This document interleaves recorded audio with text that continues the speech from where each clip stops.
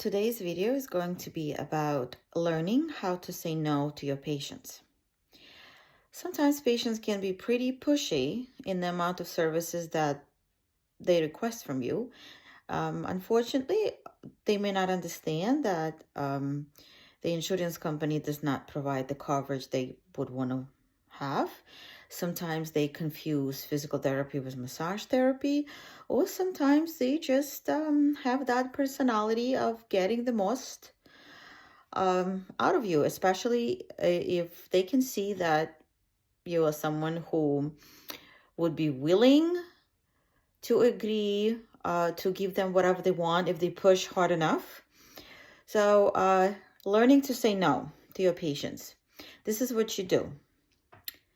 You just say, no, I can't do that. In a lot of instances, you don't go further. You do not explain why, because the more explanations you give, you're giving the opportunity to your opponent to grab into new words and develop the conversation further. And then you would have to come up with new excuses why you cannot. So my suggestion would be just say, no, I cannot. Or the description can be very, very short. For example, this is like real requests from the patients. Oh, my neck is hurting and my lower back is hurting. My entire back is hurting. Can you massage my entire back? Because I'm undressed anyway. I'm laying on your table. Can you do that? The answer would be no. Your insurance does not cover multiple body parts. That's it. You have to learn how to say no, and you have to learn how to stop. Just keep your mouth shut at a certain point and don't go further.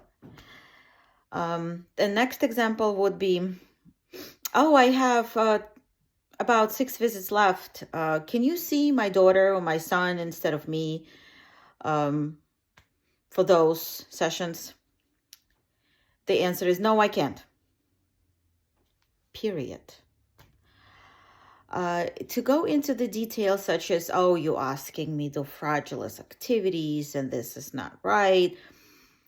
They will not understand that because they're already offering you to do something against the law. Can you see my son or the daughter or mother or father instead of me for the amount of visits that have left from the insurance company? So if they're already offering you fraudulent activity, they will not understand if you're going to tell them, whatever, you're offering, it's not right. So the answer in this case would be no, I cannot. If they insist on saying why, and you just want to be nice, it's your clients that you see on a regular basis, the answer would be following. You can explain to them that technically if something goes wrong, then you're going to be liable completely for that situation because you don't know the medical history of that person. You don't know, what can you do for that person, and simply you can hurt that person because the person was not referred by the doctor and nobody did any examination, diagnostic testing, so on and so on. It's just a nice way. I'm sorry. I almost dropped my phone. It's just a nice way to say to somebody, explain to somebody that you cannot do that. Another way, another example, patients would ask you, I have authorization for 12 visits, but I'm going on vacation. Can you bill those? And then when I come back, I want to do those sessions. The answer is no. And in this case, you may explain to a patient why, but it's surprise. Makes me wonder if I usually see adult patients in my clinic, and if you're over 18 years old, you're quite adult, and very rarely you don't understand that the visits that are given to you, they're given to you within specific time frame that you need to use it, because you get the letter from the insurance company saying that 12 visits were authorized, for example, from this and this.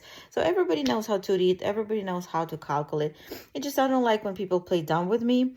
So in this situation, I usually say, no, I can't, and that would be it. Again, if I want to be a little bit more nice to that person and explain why. The answer would be, nobody know what's going to happen with you on vacation. And meanwhile, I will be billing you that you are here. And I am the only one who's going to be liable for the situation. And I can actually lose my license for that. So I can't do what you're asking me to do. That would be a nice way to say it. But let me tell you, I usually don't explain it to people. I'm being very short. I say, no, I can't.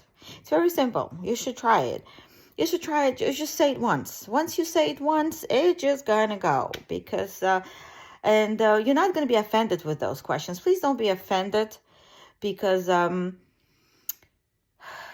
you're going to be seeing so many people in your life. Your physical therapist, your job is seeing people, communication with people, and not everybody nice, not everybody polite, not everybody educated, not everybody thinking of other people. People have mental health disorders, so you can't really react or have any emotions to those questions. It has to be, it just have to be automatic. You say, no, I can't, and you move on. Don't be upset at them, or just tell yourself, how dare they asking me those questions, because they are humans, and they do, and we cannot predict what they do, and we cannot expect from a lot of people what they do.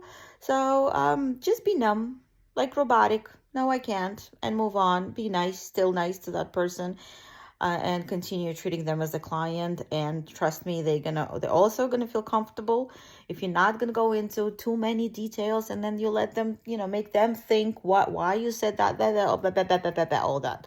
So simple. No, I can't. All right, that's it for this video. Good luck to you. Practice. Very simple. No, I can't.